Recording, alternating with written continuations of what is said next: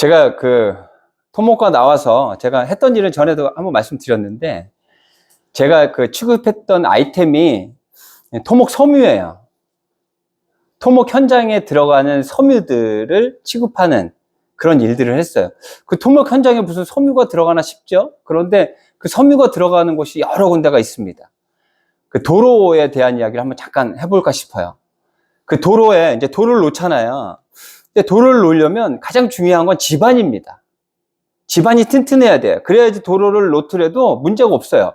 그런데 그 지반이 다 튼튼하지 않아요. 연약 지반이 있습니다. 연약 지반은 어떤 지반을 얘기하는 거냐면 연약한 지반. 연약한 지반은 어떤 걸 얘기하냐면 물을 포함하고 있는 그런 지반이에요. 그러니까 이제 무게가 이제 누르게 되면 그 물이 빠져나올 거 아니에요. 그럼 밑에가 어떻게 돼요? 붕괴되죠. 그 위에다가 돌을 놓으면 안 된단 말이에요. 그래서 어떤 작업을 하냐면 그 연약 지반에 있는 물들을 뽑아냅니다. 어떻게 뽑아내냐면 그 땅에다가 구멍을 뚫어요. 이렇게 여러 구멍을 뚫어요. 그리고 거기에다가 모래를 채웁니다. 모래를 채워요. 그 다음에 그 위에다가 모래를 한 50전 정도를 이렇게 50cm 정도를 채우고 그 위에다가 아주 많은 흙을 성토를 해요. 압력을 가하는 거죠.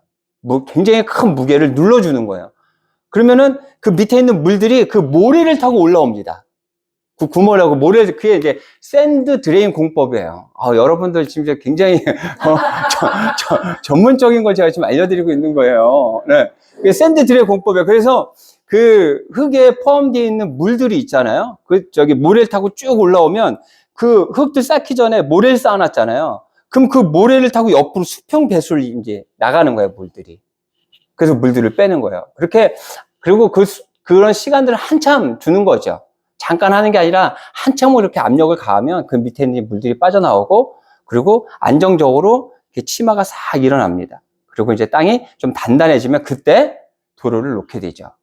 근데 이제 제가 했던 일이 뭐냐면 그 샌드 드레인 공법을 하게 되면 돈이 굉장히 많이 들어요. 시간도 많이 들고. 그래서 그 대용으로 페이퍼 드레인 보드라는 게 나왔어요.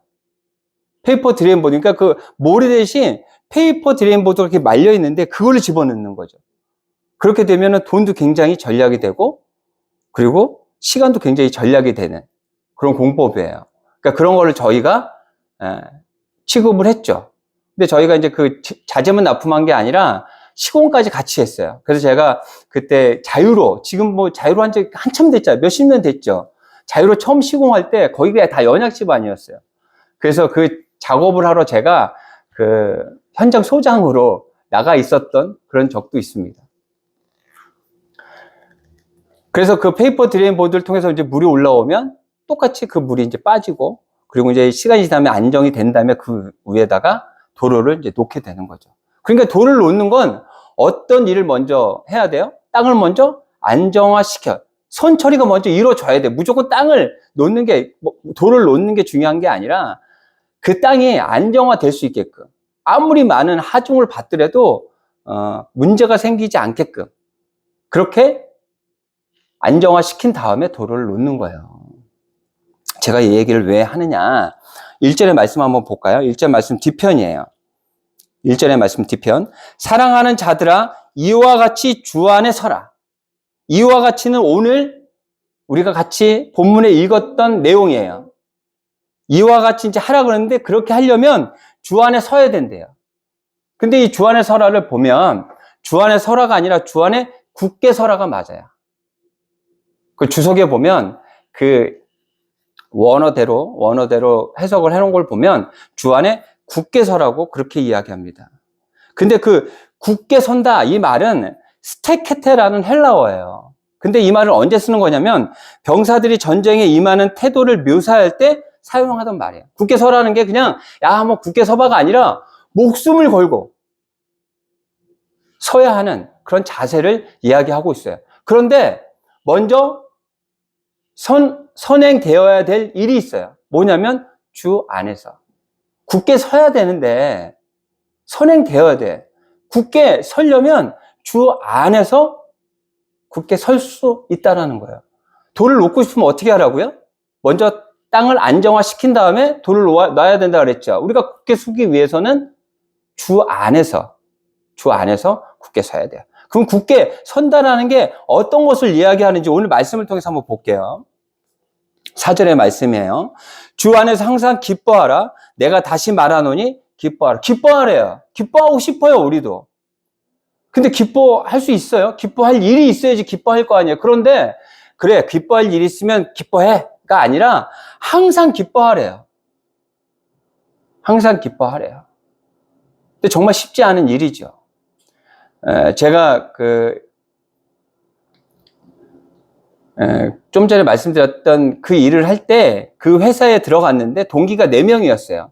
그 중에 한 명이 그 친구들이 토목과 출신이었는데 그 일을 못 하겠다고 그 현장 그 시공 현장으로 가겠다고 그래서 새만금 현장으로 갔어요. 그때 한참 새만금 간척 사업 해가지고 엄청나게 그쪽에 공사 많이 했고 저희도 그쪽에 납품을 굉장히 많이 했거든요. 그 친구는 시공을 하겠다고 그쪽 시공사로 이제 직장을 옮겨서 갔어요. 그때 그 친구가 집이 부안이었어요. 그래서 이제 그 친구에게 제가 아마 그때 휴가인지 아니면 제가 그때 회사를 그만둬서 시간이 있었던지 하여튼 아내와 애들을 데리고 놀러 갔어요. 저녁에 도착해서 같이 저녁을 맛있게 먹고 자고 아침에 친구는 출근을 하고 그 아내가 이제 저희를 관광을 시켜주겠다 그래서 그 관광지구가 있더라고요. 그곳이 어딘지 잘 모르겠어요.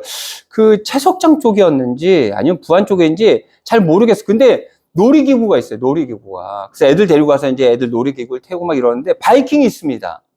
그래서 바이킹을 이제 한번 타보고 싶어요. 사람도 없어요. 우리밖에 없어요, 사람이. 그래서 이제 아내와 제가 이제 아이들을 우리 친구 아내에게 맡기고 바이킹을 탔어요. 바이킹 많이 타봤잖아요. 제가 바이킹을 왜 많이 타봤냐면 저희가 석촌호수 근처에서 한 4년을 살았어요.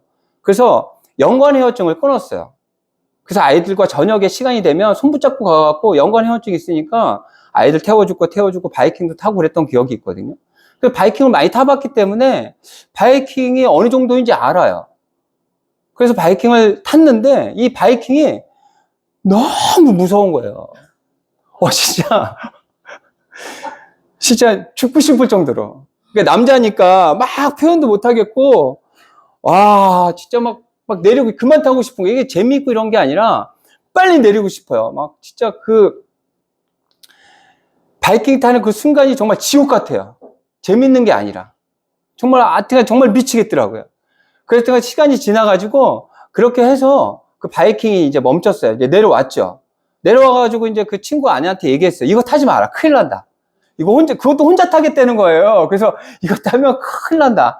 우리 둘이 탔는데도 이렇게 무서운데 혼자 타면 어떻게 하려고 그래. 절대 타지 말라고 막 그랬는데 그 친구 아내가 막 가짠다고 막 웃으면서 자기 이런 거 별거 아니라는 거예요.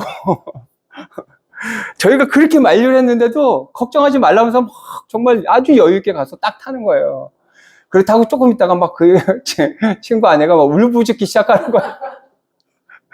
내려달라고 정말 난리가 났어요. 막 울부짖어요. 제발 내려달라고 진짜 무서워요. 진짜 무서워요. 그러니까 그걸 혼자 탔으니 얼마나 무서워. 근데 그 모습을 보니까 제가 그 생각만 하면 이렇게 웃겨요. 왜냐면 안타깝지. 무서워하는 모습을 보니까 안타까운데 웃기기도 한 거예요. 그래서 웃지는 못하겠고 죽겠는 거죠. 그랬던 그 기억이 있어요.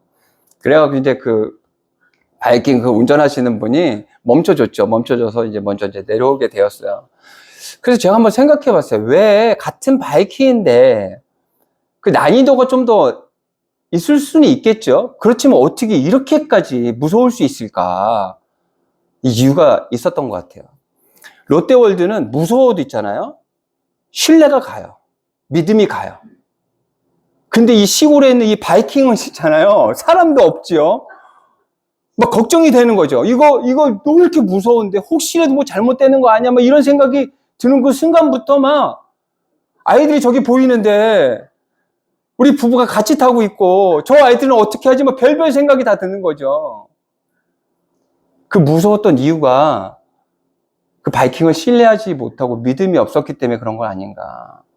하나님이 기뻐하라고 하는데 어떻게 항상 기뻐하라고 얘기하는 그 이유가 하나님을 신뢰하지 못하고 믿지 못하는 것 때문에 그러는 것 아닌가 하는 생각을 해봤어요. 아까 굳게 설 수 있는 그 이유가 뭐라고요? 주님과 함께 하기 때문에 가능하다고 제가 말씀드렸잖아요. 주 안에서가 더 중요한 거예요. 주 안에서 주님과 함께 동행하는 삶이 되게 될 때 좋은 일이 있을 때만 기뻐하는 것이 아니라 힘들고 어려운 일이 있더라도 기뻐할 수 있는 우리가 될 수 있다는 거예요. 두 번째입니다. 5절이에요. 너희 관용을 모든 사람에게 알게 하라. 주께서 가까우시니라. 이 관용은요, 헬러로 에피에이케스라는 말이에요. 그리고 그 안에 담겨 있는 뜻이 이런 뜻들이 있습니다. 다투지 아니하며 선하고 긍휼이 가득함. 국회 서기에서는 관용을 베풀 수 있는 그런 삶을 살아야 돼요. 제가 부끄러운 얘기지만 차를 운전하고 다니면서 정말 화날 때가 있다고 제가 말씀드렸죠. 뒷차가 바짝 붙으면 정말 짜증이 나고 화가 나요. 위험하잖아요. 그렇죠? 그런데 그 사람은 아랑곳하지 않고 막 달라붙는단 말이에요. 그러면 저는 속력을 늦추지요. 그래서 그 사람이 제 뒤를 따라오다가 차선을 바꿔서 가는 경우들이 많습니다. 그런데 제가 운전을 하면서 정말 또 화가 나는 경우가 또 하나 있어요. 어떤 경우냐면 이제 그 직진 신호예요. 그래서 이제 저는 직진을 해야 돼요. 근데 앞차는 보니까 좌회전을 해야 되는 차예요. 그럼 좌회전 하는 차면 빨리 좌회전 차선으로 들어가 줘야 되잖아요. 그럼 저는 신호가 끊기기 전에 갈 수 있는데 이 사람은 그 신호하고 관계가 없는 거예요. 자기는 좌회전을 해야 되기 때문에 아주 느릿하게 좌회전 차선으로 이렇게 들어갑니다. 그래서 직진을 못하는 경우도 많아요. 그러니까 빨리빨리 움직여주면 참 좋을 텐데 또 어저께 그런 경우를 겪었습니다. 어저께 전에 했던 현장에서 좀 AS 할 게 있다 그래가지고 오라 그래서 어저께 잠깐 갔다 왔어요. 가는 길에 직진을 해야 되는데 그 앞차가 좌회전 차량이에요.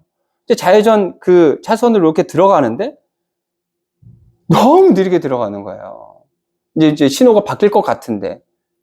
그래서 제가 또 다혈질이잖아요. 그래서 제가 빵 누르고 상향등 켜고 그러고 왔는데도 막 분이 안 풀려. 그러면서 제가 갑자기 이런 생각이 드는 거예요. 조금 기다리면 될 텐데 너 이렇게까지 해야 돼? 이런 생각이 갑자기 딱 드는데 제가 너무 좀 창피한 거예요. 그래서 한편으로 이런 생각이 또 드는 거죠. 저 사람이 초보일 수도 있고 또 어떤 문제가 어떤 상황이 있을 수도 있을 텐데 왜 그런 것들에 대해서는 생각하지 않고 그냥 저 사람은 자기만 생각하는 나쁜 사람이라고 내가 왜 정죄하고 있지? 하는 그런 생각을 하면서 이 말씀이 기억나는 거예요. 관용하는 것은 그냥 좋은 마음 품어 정도가 아니고요. 그들을 긍휼히 여길 수 있어야 하는 그런 큰 마음을 품어야 한다는 거예요. 하나님께서 우리를 긍휼히 여기셨기 때문에 우리가 구원받은 거예요. 하나님의 그 긍휼하심이 없었다면 우리는 구원받지 못했어요. 우리는 지금 예수님이 오기를 기다리고 있단 말이에요. 그렇죠? 벌써 오셨지만 우리 대림절 이 기간을 통해서 또 오실 예수님을 기대하고 있단 말이에요. 왜 오시냔 말이에요. 본인하고 아무 관계가 없는데 우리를 긍휼히 여기시고 불쌍히 여기시는 하나님의 마음이 있기 때문에 우리는 기다릴 수 있는 거예요. 관용해야 돼요. 그 사람에게 어떤 문제가 있었는지 우린 모르잖아요. 그래서 우리는 그냥 정죄한단 말이에요. 저 사람은 남 생각하지 않는 아주 나쁜 사람일 거야 라고 생각해 버려요. 국회 서기에서는 관용하는 마음을 가져야 돼요. 어떤 마음이요? 긍휼히 여기는 마음. 그 마음을 어떻게 가질 수 있다고요? 우리가 주 안에 서게 될 때, 주님과 함께 하게 될 때 그 마음을 가질 수 있다는 거예요. 세 번째예요. 6절입니다. 아무것도 염려하지 말고 다만 모든 일에 기도와 간구로 너희 구할 것을 감사함으로 하나님께 아뢰라. 염려할 일이 너무 많아요. 지금 나라를 봐도 너무 염려스러워요. 다행히 탄핵이 됐지만 앞으로도 많은 일들이 넘어야 될 산들이 많이 있죠. 이렇게 우리나라는 더 단단해져 가겠지만 우리 국민들은 아직도 염려합니다. 그런데 그 촛불 시위하는 나오는 그 친구들을 보면 그 젊은 친구들이 그렇게 많아요. 근데 저는 그 모습을 보면서 정말 다행이다 라는 그런 생각이 듭니다. 자신들이 살아갈 세상이에요. 자신들이 찾아가야 돼요. 그렇다고 저희가 막 살아서는 안 되겠죠. 저희도 남겨줄 이 세상, 우리나라를 정말 좋은 나라로 만들어야 되는 건 마찬가지죠. 정말 염려스러워요. 또 며칠 전에 저희 아내가 그럽니다. 화재 보험 얘기를 갑자기 해요. 그래서 무슨 얘기인가 했더니 같이 일하는 친구가 아침에 나올 때 큰 들통을 불에다 올려놓고 그냥 나왔다는 거예요. 그리고 일 끝나고 집에 들어가서 껐대요. 하루 종일 켜져 있었던 거죠. 근데 그 안에 뭐가 많이 담겨 있어서 그랬는지, 그리고 창문도 열어놓고 이래서 그냥 일부만 이렇게 타고 이렇게 불은 나지 않았다고 그래요. 그래서 지금 화재보험을 들려고 한다고 그러더라고요. 이렇게 염려할 일들이 많아요. 염려할 일들이 많은데 염려하지 말래요. 그러면서 뭐라고 하시냐면 기도와 간구로 구할 것을 하나님께 구하라고 그래요. 제가 이게 무슨 말인지 하나의 예를 들어서 말씀드려볼게요. 요즘에 그 나이가 많은 연예인들이 손을 보더라고요. 그들은 뭐 결혼시키려고 하는 건지 잘 모르겠어요. 그 남자 연예인, 여자 연예인 이제 두 명이 나와서 손을 여러 명들하고 이렇게 보는 것 같아요. 근데 그 여자 연예인이 한 남자를 만났는데 남자가 키도 저보다도 크고 등치도 좋고 인물도 좋고 정말 남자다워요. 아주 멋있어요. 근데 케이블카를 둘이 타고 가는데 그 전에는 잠깐 모르겠어요. 하여튼간 그 남자가 무서워합니다. 그 케이블카를. 그러니까 뭐 고소공포증이 있는지 뭐 그런가 봐요. 근데 밑에가 유리예요. 투명합니다. 그러니까 막 무서워요. 그러니까 여자 연예인이 자기가 입었던 옷을 있잖아요. 벗어가지고요. 밑에 깔아줘요. 안 보이게. 너무 멋있지 않아요? 그러니까 남자가 이제 안심하는 거예요. 좀 창피하긴 한데, 네. 어쩔 수 없어요. 저 바이킹 탈 때 죽는 줄 알았다니까요. 얼마나 무서운데요. 그 남자 무서운 거예요. 그리고 이제 내려왔어요. 내려왔는데 또 바이킹을 타겠대. 왜 저 무서워하면서 왜 저걸 왜 타지? 그런 생각이 들었는데 바이킹을 탑니다. 타면서도 이 남자는 막 굉장히 막 조바심을 갖죠. 막 걱정스러운 거죠. 그런 모습들을 또 여자에게 보일까봐. 그렇게 해서 바이킹을 둘이 탑니다. 둘이 타고 이제 바이킹이 이제 움직이기 시작하죠. 그러면서 이 남자는 있잖아요. 불안에 떨기 시작합니다. 불안에 떨기 시작해요. 이제 막 고지로 올라가니까 이 사람이 막 어쩔 줄 몰라요. 근데 그때 이 여자 여인이 참 지혜로운 여자인 것 같아요. 뭐라 그러냐면 앞을 보지 말고요. 저를 보세요. 이러는 거예요. 그러니까 이 남자가 앞을 보고 있다가 이 여자를 보면서 설레이는 마음이 생길 거 아니에요. 얼마나 좋은 마음이겠어요. 처음 보는 그 연애하는 그 마음에.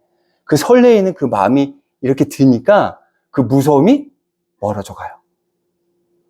이 사람이 막 무서워했던 이 사람이 그 여자를 보면서 안심하는 거예요. 안정이 돼 가는 거예요. 그런데 이제 보세요. 그런데 바이킹이 멈췄어요? 아니죠. 바이킹은 계속 돌고 있어요. 무서운 거예요. 지금도 무서운데 시선을 돌리니까 그 무서운 것을 잊어버려요. 지금 말씀이 그 말씀인 거예요. 너 염려하고 있지? 아니, 나를 봐. 기도와 간구로 구할 걸 나한테 구하라니까. 나를 봐. 그렇다고 염려하는 그 문제들이 해결되지는 않아요. 하지만 염려로 걱정하고 근심하고 두려워하는 것이 아니라 하나님께 기도로 간구하며 구하며 뭐라 그러냐면 7절에 평강으로 나아갈 수 있다고 그래요. 7절 제가 한번 읽어볼게요. 그리하면 모든 지각에 뛰어난 하나님의 평강이 그리스도 예수 안에서 너희 마음과 생각을 지키시리라. 염려스러워요. 이 염려하는 일들은 다시 나아지지는 않았어요. 하지만 내가 시선을 하나님께 돌리니까 그 염려 때문에 조바심 내고 걱정하고 두려워하는 것이 아니라 평강과 평안의 길로 나아갈 수 있다고 지금 이야기하고 있어요. 우리 요셉의 이야기 한번 해볼까요? 형들에게 배신당해서 가족에게 배신당한 요셉이에요. 노예로 팔려갔어요. 그래서 이제 어떻게 이제 좀 잘 되나 싶었는데 또 모함을 받고 또 감옥에 또 갇혀버려요. 얼마나 비참한, 정말 염려를 만약 한다면 모든 것들이 염려인 그런 삶을 살았던 사람이 요셉이에요. 그런데 성경에서는 그 요셉을 뭐라고 그러는지 알아요? 형통한 자라 그래요. 그 상황이 중요한 게 아니고요. 그런 상황 안에서도 하나님과 요셉은 함께 있었기 때문에 성경에서 요셉은 형통한 자라 그래요. 어떻게 하실 거예요, 여러분? 그냥 염려 붙들고 그냥 두려워 떠실 거예요? 아니면 염려를 좀 내어놓고 하나님께 기도와 간구로 구할 것을 구하는 여러분들이 되시겠습니까? 그렇게 할 수 있는 또 한 가지의 이유가 있어요. 7절 마지막입니다. 예수 안에서 너희 마음과 생각을 지키시라. 누가요? 우리의 하나님께서 우리의 마음과 생각을 지키실 거예요. 그래서 우리는 굳게 설 수 있어요. 뭐가 전제돼야 된다고요? 주 안에서 하나님과 함께하는 우리의 삶이 되게 될 때 우리는 굳건하게 설 수 있는, 그래서 하나님께서 바라시는 항상 기뻐하고 또 국률한 마음으로 간용을 베풀고 또 염려하고 두려워하는 것이 아니라 기도와 간구로 구할 것을 감사함으로 구할 수 있는 우리가 될 수 있는 거예요.